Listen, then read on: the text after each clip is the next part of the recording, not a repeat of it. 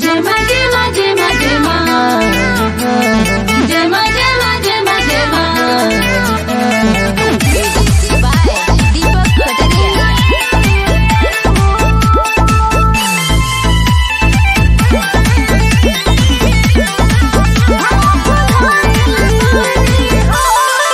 नौमी के पावन तू बेलवा में जिद को खिलैला हमें लवा में।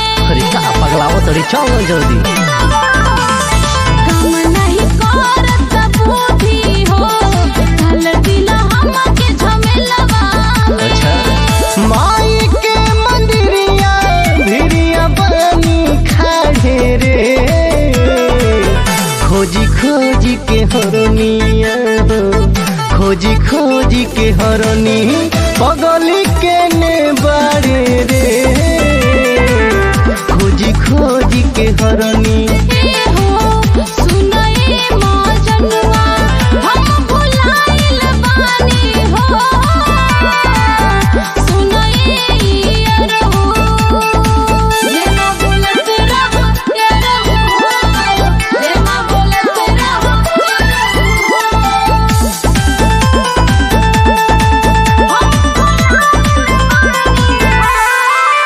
नहीं जननी हम आकी बुद्धि बाटे कम, इतनो में आज चल गइल पता हो।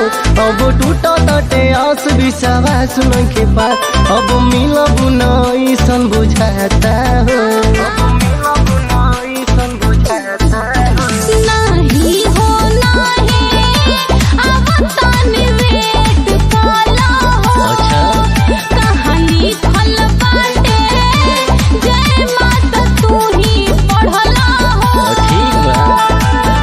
एक मन करे अब मानी हारे रे, खोजी खोजी के हरनिए हो, खोजी खोजी के हरनी पगली के ने बाड़े रे, खोजी खोजी के हरनी। ए हो सुनई मां जनुआ हम भुलाइल बानी हो, सुनई यार हो। दीपक कटरिया।